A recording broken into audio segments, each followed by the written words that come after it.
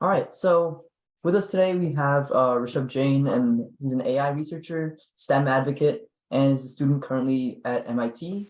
So yeah, thank you for joining us. Um, so I guess just to get started with this whole guest speaker session, we'd love to hear a bit of like your story and how computer science has played a role in your life so far. Because so CS Base is pretty much like a computer science organization that so we're just really focusing on how CS is changing people's lives. Yeah, of course. Thanks so much for having me. Just a quick clarification on that. I am a researcher at MIT, not a student. I'm currently in high school, but I'll be attending Harvard College Right. next fall. Sorry. Yeah, yeah, But yeah, on that, yeah, no worries. On that piece about the journey, no, definitely CS, I think is, uh, I'm sure everyone listening to this knows that it's disrupting every field. It's changing all of our lives.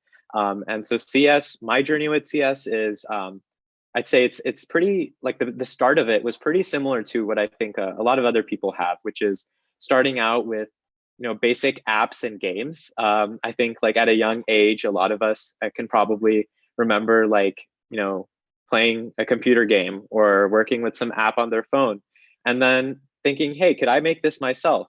And so that's kind of the question that I had, and so along with my older brother, he was a big inspiration for me. We used to like we started our own app development company where we would make Android apps, publish them on the App Store and everything. And I was pretty young back then, like I'd say first or second grade. And so getting that early exposure to CS, I think, is what was so powerful for me, because then I pretty much grew up with it for the rest of my life. Like it's something that I've always been really interested in and always doing projects with. So moving on from, I think, my childhood, the story kind of took a turn in middle school and high school. And so that's when I started doing science research. And so more specifically, I didn't do any, wet lab type work where I'm in a lab, like mixing chemicals or, using a mass spectroscopy tool or like an X-ray crystallography tool, nothing like that. I was more of the computational research type. I've always been really interested in computational research.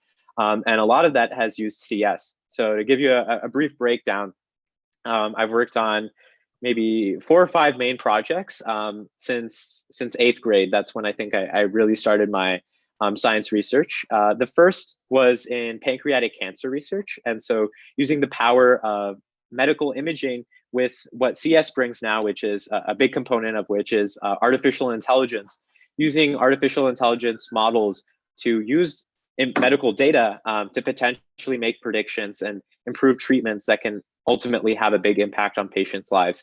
And so I continued that. More recently, I've worked on head and neck cancer, worked with some images there. Last summer, I was at MIT, and I'm still working on that research with MIT, which is modeling brain tumors using machine learning. And so, yeah, I'd be happy to dive into any more of that or answer any yeah, questions. yeah, yeah, it's awesome. Definitely. So I guess just to pick one, I guess then which one would you say has been your favorite research work so far? Yeah, sure. I'd say my favorite was probably what I call I-Core. I-Core stands for Improving Codon Optimization with Recurrent Neural Networks. And so essentially it's a CS solution to a biological problem. The biological problem is that researchers can design synthetic genes that can be put into cells like bacteria or even human cell or not human mammalian cells, excuse me, and those genes can be replicated by the cell to produce a desired protein through a process called recombinant expression.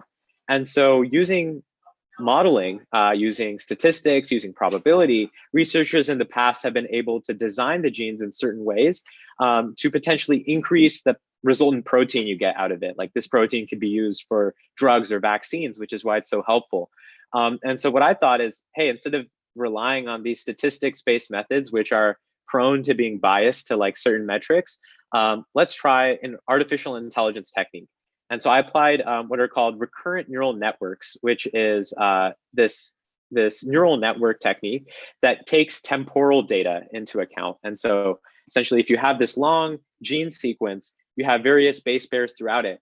And your recurrent neural network is going to be able to look at a specific codon or a group of 3 nucleotides, 3 base pairs, and then compare it to, or not, technically not compare it, it's a black box, so it doesn't know exactly what it's doing, but it takes it into context with the surrounding information. And so that's kind of the thing that went through my head, that like, using this such a powerful AI technique, as opposed to just counting the number of a specific codon, right? Or just, totaling the number of nucleotides in a certain way and then trying to match that in a new gene.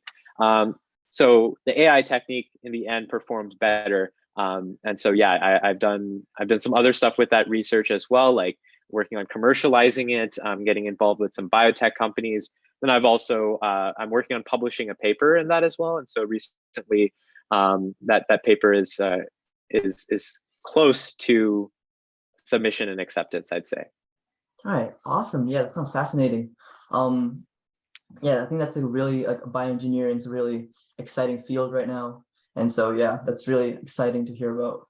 I guess just to keep moving forward, in the field of bioengineering, just in general, how do you see the field changing in the next like 5-10 years, just based on your experience so far in the field and your like unique experiences with your research and everything else? Yeah, of course. So I think even just 5 years ago, people were more hesitant about AI and machine learning. I'm really gonna be focusing on machine learning throughout this, because that's a lot of where my research has been about. And so I think even just 5 years ago, if you look at it, right, a lot of people were more hesitant about machine learning. They thought that, there could be biased training data and there's all these problems, which is true, but research is so quickly advancing such that these models are becoming extremely powerful and extremely good at doing what they're doing. And so I'd say in the last 5 years, this is how far we've come, that now everybody sees Chat GPT, they see OpenAI, and they're more willing to try these AI type things, and more people getting involved in the research. So my prediction is like 5 to 10 years, this amount of paper publications in like machine learning applied to bioengineering, applied to computational biology, it's going to be like sort of exponential, where you're just seeing so many more studies being done using it. And the result of that, I think, is there's going to be, thousands of startups being created in this area that are going to tackle a specific problem, and they're going to, become pretty big, I guess. And then also a lot of base research being done that's advancing our knowledge in this field. All right, awesome. Yeah, I think we're already beginning to see some of those trends occurring. But yeah, that's fast. Like that's really good. I guess one thing would be for someone who would be trying to enter this field of computational and biomedical research. How exactly would you say would be like the best approach for them to get started in this field? Like, what would you say would be the first few steps they could take to perhaps enter it? So I think one thing that's important is, so I guess there's 2 ways to look at this, and two pieces of advice I'd have. So one is like being really excited about the things that are going on. And so one thing that's like really big there is reading like the recent news and the blogs that are associated with some of these developments. So like recently we have Chat GPT by OpenAI, right? And so if you're interested in this area, you should be like reading those types of things, because it'll get you more excited about the research that's going on, and like kind of clue you into some potential possibilities. Like after seeing that news, I had some ideas related to that. And then the second thing is, I'd say like that's more of like a sensational type thing, like reading news and blogs. But then also diving into like more of the literature, I think is really helpful. So especially for like some of the teenagers who might be interested in CS, some of you probably have not taken like differential equations, or haven't taken like calculus BC or those types of classes, but understanding some of that math can be really helpful to like properly understand the models and like what you're doing. So I would recommend, reading up on the literature, or, nowadays on YouTube, there's so many free courses that like anybody around the world can just log on and watch like a 24-hour course, like a crash course on those types of things. So that's what I'd recommend to like start out. And then once you're at that point, I'd hope that like you're starting to have some ideas, like of if you're looking for like an entrepreneurial route, you might have some like ideas in that area. Or if you're me, like more interested in like the research side of things, like the biomedical research that I did, then see how that can be applied to other disciplines, I'd say is really helpful. Like applying, I know there's a lot of work being done, like artificial intelligence being used to like track climate change and inform scientists better on that. So like in the environmental space, or in my case, like in the biomedical space. So like looking at problems and looking at questions in other fields and seeing if AI can be used to tackle those. Yeah, that's really good. That's really good advice. I guess kind of moving on from that point as well. We see that you've always been a STEM activist. You've always conducted a lot of um activism for STEM. So one thing is that you were the founder and president of the Samyak Science Society, right? Mhm. Which and Yeah. so would you be able to talk more about that and maybe how through that organization you've also been able to encourage other students to go the STEM route? Of course, yeah. So the Samyak Science Society is a nonprofit organization that I founded back in 2018, 2019. And the goal is to promote STEM education for underprivileged students specifically. And so we believe that, every student has the potential to, like every student should have the potential, the opportunity to learn STEM. And so that's why we try to enable those who don't have that opportunity to get involved in STEM. And so this is catalyzed in a couple different ways. The biggest I'd say is our STEM workshops. And so we host STEM workshops for children and specifically targeting some to underprivileged children in under-resourced areas to get their like first exposure into STEM. And if they like it, then we follow up and can do more and provide more resources for those students. And so then the impact of this is like what we see is a lot of these students are getting involved in their STEM clubs of their schools. Like some schools we've worked with, they've even started like a robotics program for their school, created like STEM clubs at their school as a result of our initial exposure. So basically my takeaway is that there's a bunch of students, right, who will find STEM really interesting to them, and like CS and technology as well, really interesting to them. But they didn't have that initial exposure. They didn't have that initial spark. And so the goal of this organization is to provide that spark. And what I've seen so far in the last 3-4 years of running it is that like hypothesis is true, and that there are students who will be positively benefited from STEM education. So that's something I'm always advocating for. Awesome. Yeah, that's definitely, even with CS base here, like we're always trying to advocate for STEM education. Yeah, that's fascinating. I guess specifically for about you, um, where would you think you'd see yourself like in college, and then also after graduating, where do you think your career will lead you? Yeah. So I'm planning on concentrating in neuroscience at Harvard College next fall. And so I'm planning on studying specifically computational neuroscience. So I'll be taking some CS, biomedical sciences, and neuroscience courses. And I plan on continuing my research in those areas throughout undergraduate studies. And so, yeah, I guess you'll be seeing me do more research in that area. And then I'm also interested a little bit in biotech entrepreneurship. And so I envision myself like either advising for or being a part of some efforts in biotech entrepreneurship. And then moving beyond that, I'd say like in 10, 20 years, maybe you might see me as an MD PhD scientist. And so I'd be working to provide both the medical care to patients in need, but also working on that science research, and then seeing how we can use the technology of the future, like AI, in all of these spaces. Like essentially, like having an AI background and then coming into the medical field, what changes can I make? What impacts can I have that can benefit the field as a whole?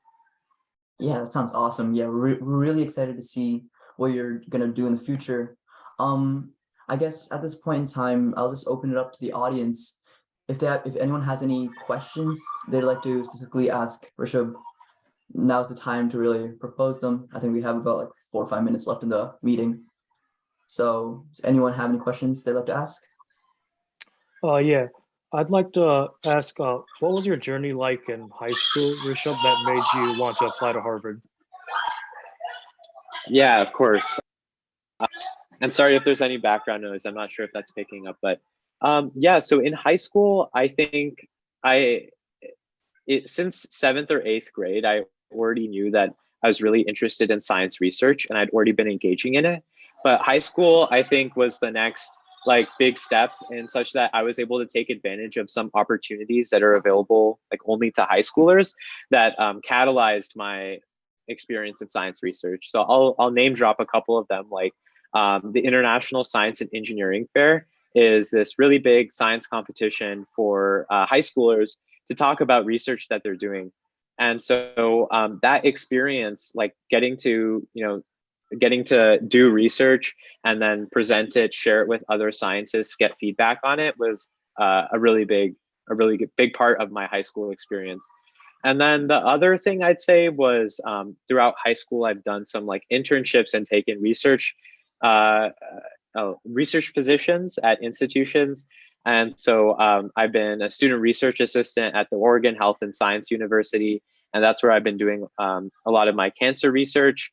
And so yeah, I think in high school, like that was a big part. I got to see like the medical side of things, like how clinicians can actually use the AI tools that we're developing, like use the software that people are making, and like what impact will that have. And then also, I recently attended the Research Science Institute over the summer at MIT. And so again, that was more of like I'd say a research heavy thing, in that like there wasn't clinicians because it wasn't at a hospital. Um, so it was more focused on the research side of things. So it was interesting to see that contrast, and then combined with my opportunities I had throughout high school, like the science fairs and things like that. I'd say all of those played a really big part in my high school experience. All right, awesome. Does anyone else have any questions they'd like to ask? Okay. Well, perfect. I guess it's perfect timing. Thank you so much for joining us today, Rishabh. We really learned a lot from you today. And I think we'll all really benefit. We'll be posting this recording also like on our website and spreading it to our whole audience. So a lot more people, rather than just like the 5 people here today, will be able to hear the what you said here and learn more about your story. And yeah, we're really happy that you joined us. Thank you. Yeah, of course. Thanks so much for having me. I had a great time.